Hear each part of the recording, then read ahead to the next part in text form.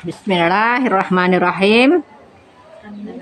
Tadi halaman 9. Bismillahirrahmanirrahim. Haddul Quran al-Qur'anu lughatan. Ma'khuzun minal qira'a wa huwa jam'u wa urfan huwa kalamun munazzilu ala sayyidina Muhammadin sallallahu alaihi wasallam al-mu'zizu bi syurati minhu. Sebermula definisi Al-Qur'an atau undang-undang Al-Qur'an. Haddu itu definisi atau undang-undang Al-Qur'an. Lughatan menurut bahasa, Al-Qur'an lughatan menurut bahasa itu makhuzun. Kalimatnya diambil minal qira'a, daripada kalimat qira'a. Berarti qira'a ini mufradnya ya. Al-Qur'an jamaknya. Apa undang jamak dulu, jamak taksir? Artinya mufradnya tadi qira'a menjadi Qur'anan. Sudah, Bro? Ya, jamak taksir. Wahwa dianya kalimat Al-Quran itu jamak.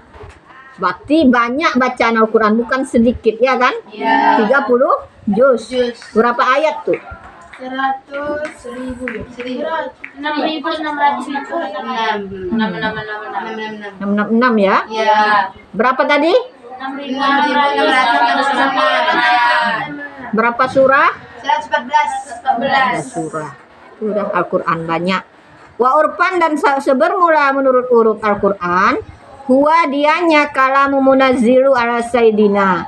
Kalam Allah yang diturunkan di atas penghulu kita Nabi Muhammad sallallahu alaihi wasallam. Al-mu'zizu bi syurati minhu, yang menjadi mukjizat dengan satu surah daripadanya Al-Qur'an. Jadi Al-Qur'an itu kalam Allah yang diturunkan kepada Nabi Muhammad sallallahu alaihi wasallam, yang menjadi mukjizat bagi Nabi Muhammad dengan satu surah daripadanya Al-Qur'an. Artinya satu surah saja Al-Qur'an itu sudah menjadi mukjizat bagi Nabi Muhammad sallallahu alaihi wasallam. Jadi satu surah itu sekurang-kurangnya 3 ayat. Surah Al-Kautsar. Ya kan? Ya. Itu sudah jadi mukjizat. Kenapa? Karena jangankan satu surah, satu ayat pun orang kafir tidak mampu membuat semisal Al-Qur'an.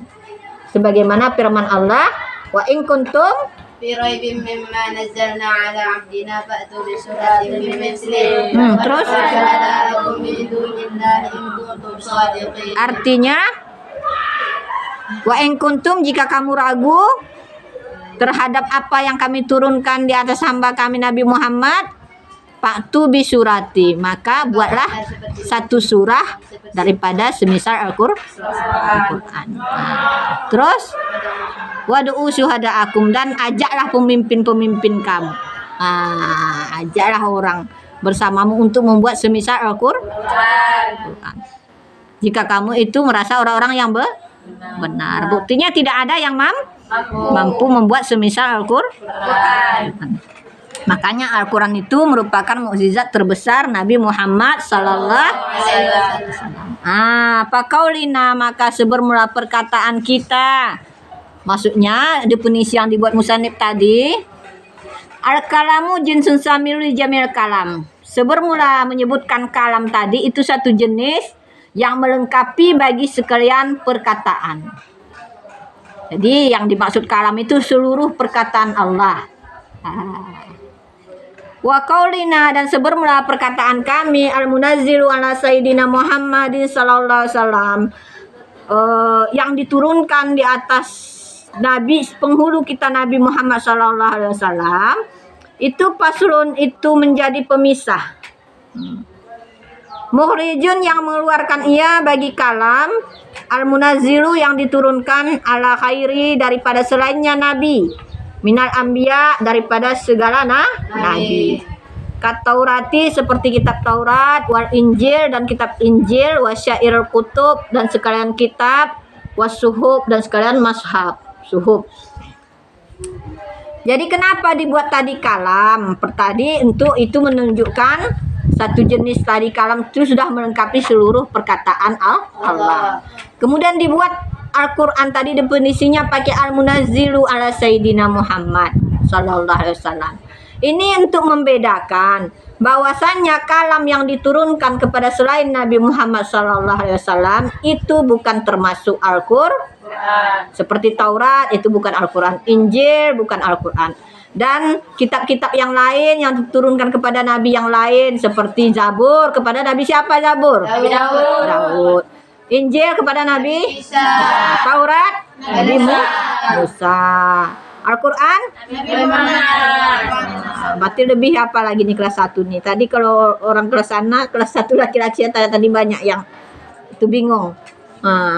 Bingung dia. Jadi ini sebenarnya mudah, kita singkat ya. Qur'in taza muismu mudah. Quran, Injil, Taurat, Zabur, Muhammad, Isa, Musa dan Daud. Iya kan? Penerima maksudnya. Qur'in taza, Quran, Injil, Taurat, Zabur. Muda, Muhammad, Isa, Musa dan Daud. Berarti kalau Zabur kepada Nabi Daud, Taurat kepada Nabi Musa, Injil kepada Nabi Isa, Quran kepada Nabi Muhammad sallallahu alaihi wasallam.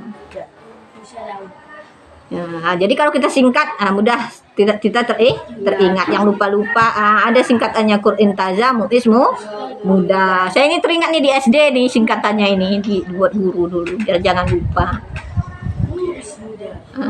Jadi Al-Quran tadi adalah kalam Allah yang diturunkan di atas penghulu kita Muhammad sallallahu alaihi wasallam. Kenapa dibuat Al-Munazziru tadi? Untuk membedakan Al-Quran dengan yang lain. Kalau yang diturunkan kepada bukan Nabi Muhammad itu bukan dikatakan Al-Quran. Seperti suhufnya Nabi Ibrahim, suhufnya Nabi Sulaiman. Karena mereka juga ada tuh firman Allah yang diturunkan kepada mereka. Tapi tidak ditulis sebagaimana Al-Quran sudah ditulis 30 juz itu. Masih dalam berbentuk lembaran-lembaran juga. Paham? Faqaulina maka sebermula perkataan kami, kata musannif, al-mu'zizun. Kan ada Al-Quran tadi al-mu'zizun sambungannya ya kan? Bisurati minhu. Karena itu tadi sambungannya. Bermula perkataan kami al-mu'zizu, pasrusani pasal yang kedua. Pemisah yang kedua, mukhrijun yang mengeluarkan ia bagi hadis rububiyah, hadis ketuhanan. Seperti hadis sahih ini, hadis 2 yang sahih, ana inda zanni abdi bi. Sebermula saya kata Allah itu di sisi prasangka hamba saya bi dengan saya. Zanni prasangka, abdi hamba saya bi dengan saya. Jadi kenapa dibuat tadi sambungannya definisi Al-Quran tadi pakai al-mu'zizu? Ini untuk membedakan pemisah kedua bagi hadis-hadis yang rububiyah atau hadis qudsi. Hadis qudsi ini dia bukan termasuk Al-Quran. Sekalipun kata Nabi Allah berkata demikian, ana inda zanni abdi. Disangkutkan kalimat hadis Nabi itu dengan perkataan Allah, tapi itu bukan namanya Al-Quran, tapi hadis qudsi. Jadi hadis qudsi ini tidak termasuk Al-Quran. Sebagaimana firman Allah, ana inda zanni abdi bi, saya di sisi jan hamba saya dengan saya, kata Allah. Ini bukan perkataan Nabi Muhammad, ini perkataan Allah, tapi Nabi Muhammad yang menyampaikan kepada umatnya. Kepada sahabat-sahabatnya, bahwasanya Allah mengatakan saya itu di sisi jan hamba saya. Kalau jan hamba saya baik, maka dia perdapati baik. Kalau jan hamba saya buruk, maka dia perdapat buruk. Makanya kita itu dianjurkan untuk berprasangka baik, jangan buruk.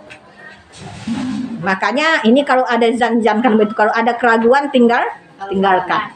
Contohnya misalnya makanan nih ragu, kalian di undangan nih kan ragu, jangan makan ragu-ragu.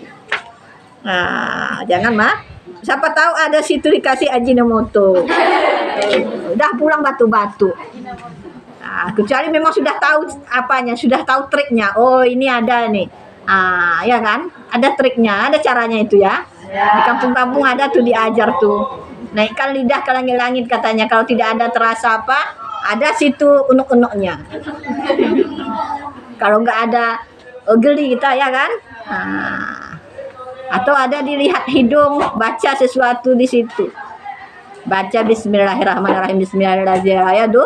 Dulu itu makan tuh ingat itu. Itu dibaca. Jadi ini bukan termasuk apa nama itu? Bukan termasuk Al-Quran sekalipun kata Nabi itu perkataan Allah. Paham? Jadi kalimatnya dibuat situ mu'jizu supaya membedakan antara Al-Quran dengan hadis qudsi. Kalau hadis qudsi bukan termasuk Al-Quran. Summa iktisara fi haddi ala izaji, kemudian meringkaslah ia musannif pada undang-undang di atas mukjizat.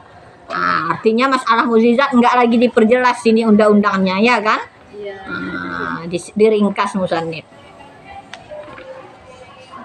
Wa inna dzal Qur'an li khairihi, sekalipun diturunkan Al-Qur'an bagi selainnya Nabi aidan juga.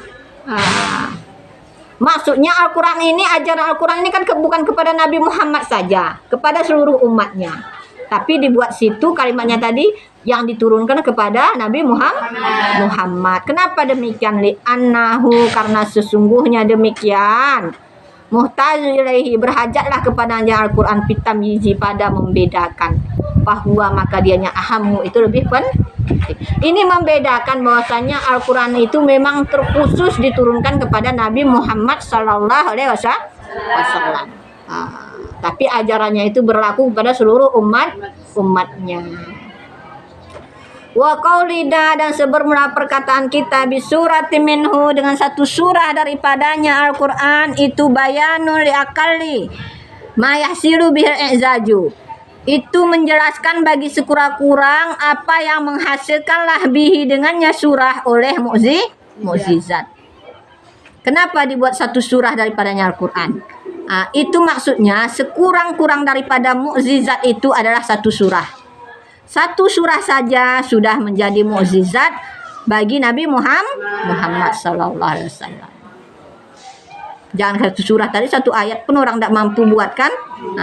Jadi dikatakan sekurang-kurang Al-Quran itu ada satu surah. Sekurang-kurang mukjizat satu surah. Wa kadru aksari surah, dianya satu surah tadi itulah ukuran sekurang-kurang surah. Sekurang-kurang surah itulah apa namanya, dan dianya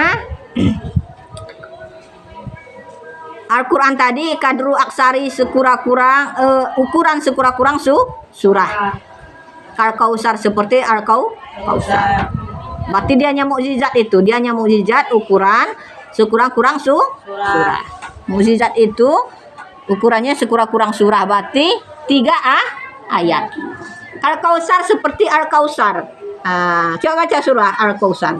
Bismillahirrahmanirrahim. Inna a'tainakal kautsar fasholli li rabbika wanhar. Inna syani'aka huwal abtar. Coba siapa yang bisa artikan? Nggak bisa artinya? Serentak coba. Sesungguhnya kami memberikan engkau nikmat yang besar, maka salatlah bagi Tuhan engkau dan panhar siang dan malam. Panhar, maka berkorbanlah dan berkorbanlah. Terus inna syani'aka huwal abtar. Sesungguhnya kami mendaki, nggak tahu. Nah, dihafal itu ya. Dihafal. Dihafal sama artinya. Al-Quran itu dibaca, dihayati dengan maknanya itu beda kualitas pahalanya. Sekalipun Al-Quran itu kan satu huruf Al-Quran kita dapat 10 pahala, ya kan? Satu huruf saja Bismillah itu berapa huruf? Tapi beda lagi kalau kita pahami arti dan maknanya. Beda lagi pahalanya kalau kita itu usuk membacanya. Makanya dalam kitab Ulumul Quran ini dikatakan disunnahkan ketika membaca ayat-ayat tentang azab itu kita bersedih muka kita. Jangan pula senyum-senyum membaca ayat tentang azab. Sedih kita, takut kita, ya kan? Karena orang-orang beriman itu apabila dibacakan ayat Al-Quran wajilat qulubuhum, kan begitu bergetar hati mereka. Kalau dibacakan ayat-ayat tentang surga, kenikmatan surga, berjumpa dengan Nabi Muhammad, kan begitu. Itu kita disunatkan muka kita itu gembira. Jangan pula masa muka kita sedih kita, padahal cerita tentang surga. Di surga itu tajri min tahtihal anhar, mengalirlah sungai-sungai. Masa kita sedih mandi di kolam? Mandi di kolam Madura kan ketawa-tawa. Ya kan? Iya.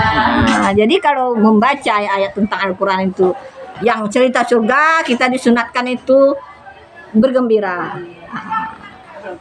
Paham? Wa qauli nabi surati minhu, dan sebermula perkataan kami dengan di mana udah? Bukan itu ya? Al-Kautsar. Al-Kautsar seperti surah Al-Kautsar.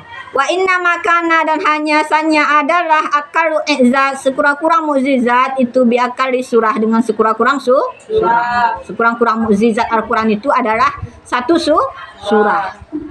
Kenapa? Li'annahu, karena sesungguhnya satu surah lam yakun, tidak adalah fil Quran, pada ayat Al-Quran itu mufaridah, terasing.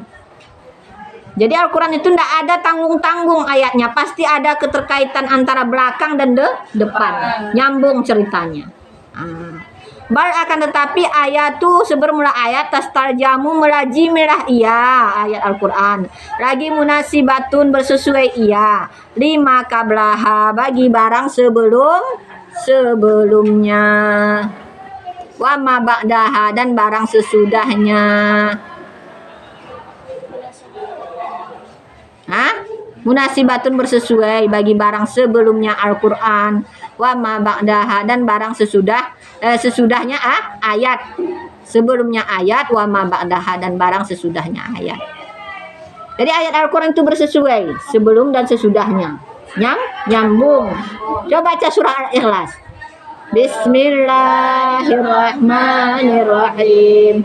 Qul huwallahu ahad, Allahus samad, lam yalid wa lam yulad wa lam yakul lahu kufuwan ahad. Artinya Allah Maha Esa. Terus Allahus samad, Allah tempat meminta segala sesuatu. Dan tidak ada yang sekutu dengannya Allah. Tidak ada satupun yang sekutu. Itu kan nyambung kan?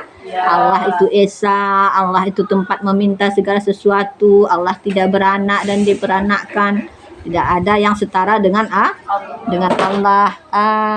Jadi itu dia sekurang-kurang mukjizat itu satu surah. Karena satu surah itu pasti ayat satu yang lain itu saling nyambung. Fatakunu, maka adalah sekurang-kurang surah tadi itu salah su ayatin, 3 ayat.